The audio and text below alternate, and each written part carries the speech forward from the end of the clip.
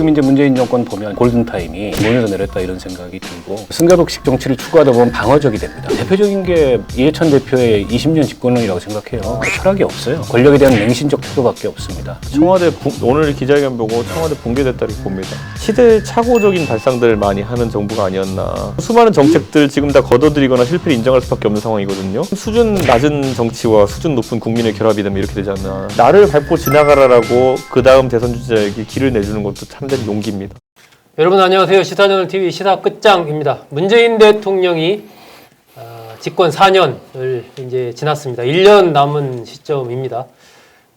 대통령 지지율이 역대 다른 대통령과 비교해서 낮은 편은 아니지만 또 여러 가지 앞으로 남아있는 험로들이 또 만만치가 않습니다. 박원석 전 정의당 의원, 지금 정의당 사무총장 맡고 있습니다. 이준석 전 미래통합당 최고위원 모시고 문재인 정부의 집권 4년 그리고 오늘 진행된 대통령의 기자회견 부분에 대한 평가 분석 들어보겠습니다. 전체적으로 4년 어떻게 평가하십니까? 이 대한민국 대통령제가 작동하는 봉식을 보면요. 네.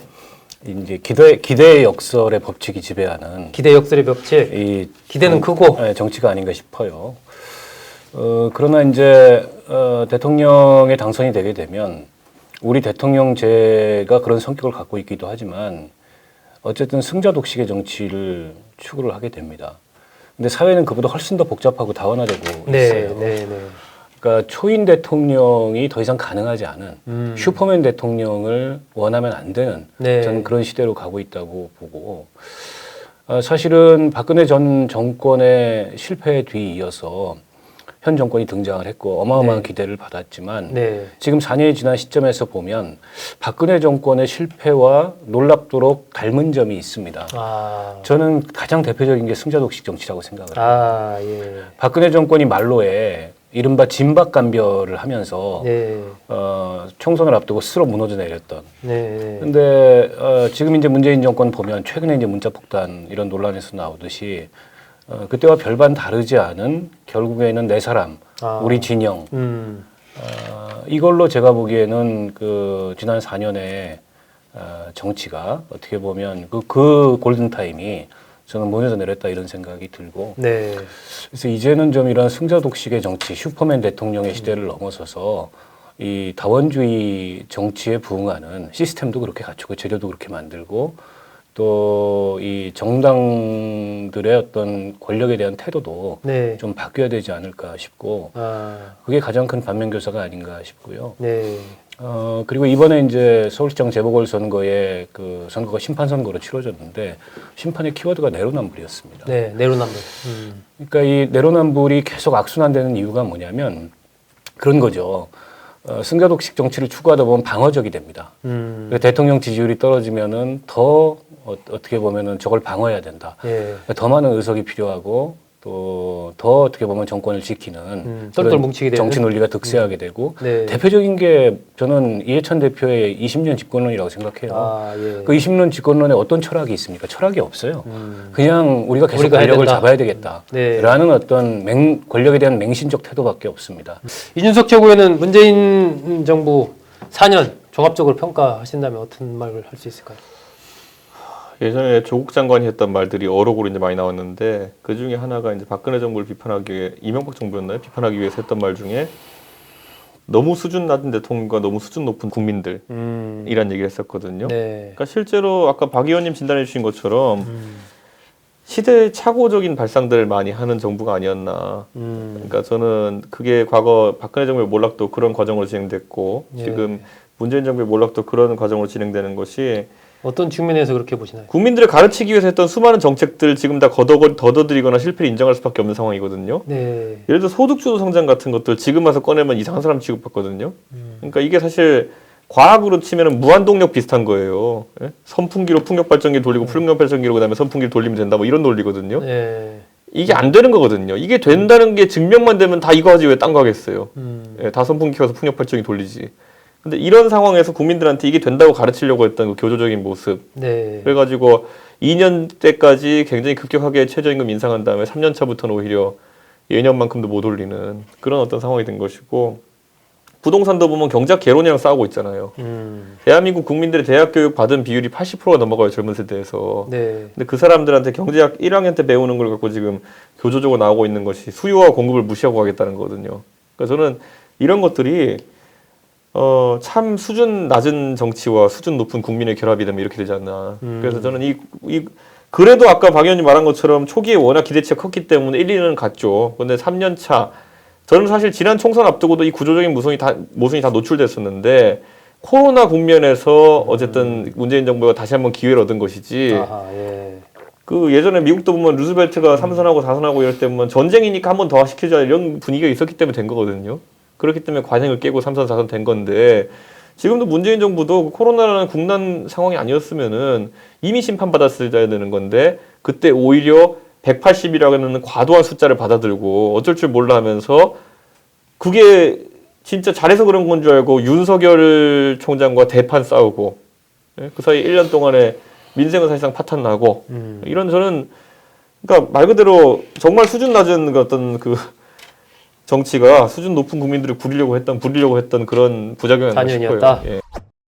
예.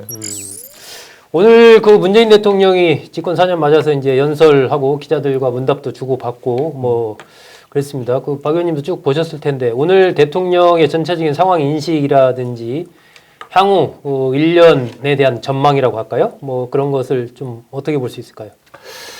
이 국민들이 느끼는 상황 인식하고 좀 많이 동떨어진 예. 대통령의 인식과 기자회견이 아니었나 싶습니다. 그러니까 대통령 기자회견이 있기 직전에 무슨 일이 있었냐면 장관 후보자들 청문회가 있었습니다. 그렇죠. 예. 거기서 세 사람의 그 장관 후보자에 대해서 네.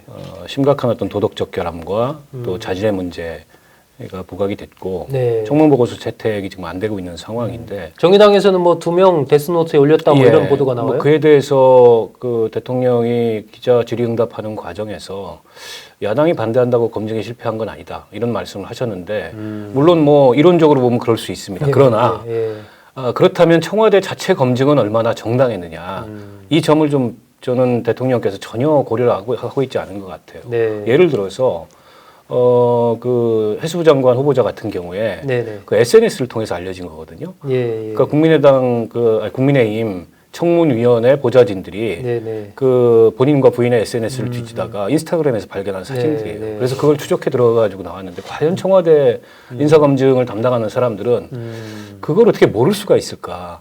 만약 몰랐다면은 무능한 거고 네. 알았는데도 그냥 갔다면 그 내로남불인 거죠. 네. 마찬가지로 임혜수 후보자 같은 경우에도 과거에 그 문제로 가족 동반 해외 출장 사례로 인해서 낙마한 사례가 있었습니다. 네. 그 본인들이 낙마시켰어요. 근데 그 똑같은 사례를 갖고서 이건 아무 문제가 없다는 거는 저는 그런 내로남불이 어디 있습니까? 근데 네. 대통령께서는 그런 인식을 갖고 계시고 재보궐선거에서 대패했습니다. 결국 내로남불이라는 태도 때문에 대패했어요.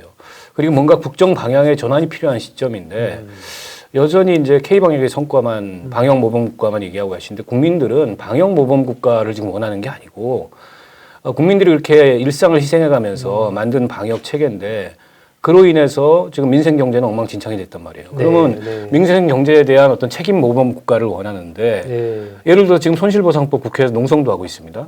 정의당만 하고 있는 게 아니고 국민의힘도 하고 있어요. 근데 이 도대체 손실보상법은 왜 통과가 안 되는지 이유를 모르겠어요. 아무도 겉으로는 반대한다고 얘기를 안 해요.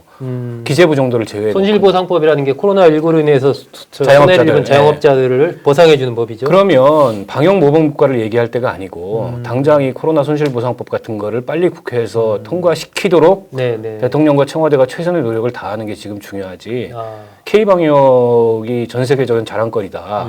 우리 스스로 폄하해서는 안 된다라는 얘기만 하고 계신다는 거는 정말 국민들 인식하고 동떨어진 거고 종합적으로 보면 아니 오늘 같은 기자회견을 왜 했는지 모르겠습니다. 어떤 지금 성찰도 반성도 없고 내용이 없다. 거의 자화자찬 비슷한 이런 내용만 들어가 있는 물론 뭐 국정 책임자이기 때문에 무조건 반성하고 무조건 잘못했다고 얘기할 수만은 없는 거죠. 성과는 성과대로 얘기하더라도 국민들이 지적하고 있는 대목에 대해서는 뼈아픈 반성이 있어야 되는데 부동산 정책만 하더라도 인정은 했죠. 물론 부동산 정책의 실패에 대해서. 근데 뭐 어떻게 하겠다는 게 없습니다. 그러니까 아직도 임기가 1년 남았어요. 그럼 뭐 어떻게 하겠다는 게 있어야 되는데 지금 국토부 장관 저렇게 문제가 돼 있잖아요. 이제 이런 상황에서 그냥 그렇게 어물쩡 뭐 포괄적으로 책임이 있다. 네, 이렇게 네. 인정하는 것은 국민들이 느끼고 있는 분노나 이 정책 실패에 대한 문제의식의 크기에 비해서 너무 안일하다. 도대체 대통령 비서실은 뭘 하고 있었을까 이런 생각이 듭니다. 저는 지금 예. 청와대 오늘 기자회견 보고 청와대 붕괴됐다 이렇게 봅니다. 붕괴됐다. 대통령이 저런 엉터리 기자회견을 하도록 놔뒀다는 것 자체가 예. 아무도 자기 일을 제대로 안 하고 있다는 얘기거든요. 예. 오늘 대통령이 아까 부동산 문제 언급하셨지만 부동산 문제는 원론적인 이야기, 뭐 투기꾼 잡고 무슨 뭐 가격 낮추겠다 이거는 이런 거에 예를 들어 회사에서 야 우리 앞으로 회사를 어떻게 할지 위기 상황이니까 다 같이 회의를 해보자. 그런데 딱 사장이 손 들고 나가가지고 내가 모든 거 알려주겠다. 지금부터 우리는 매출을 올리고 비용을 낮추면 된다. 이러고 나온 거예요. 일반적인 얘기를 한 거다. 뭐 틀린 얘기는 아닌데 아무도 뭐 감동받지도 않고 아무도 대책이라 생각하지 않는 얘기하고 나온 거예요. 그러니까 네. 저는 이거는 그 대통령이 국민들 앞에 그 방송 전파 다 태워가지고 그런 얘기하게 만든 사람들이 손을 놓은 거다 저는 이렇게 봅니다. 일반 회사에서 사장이 그렇게 얘기하고 가잖아요.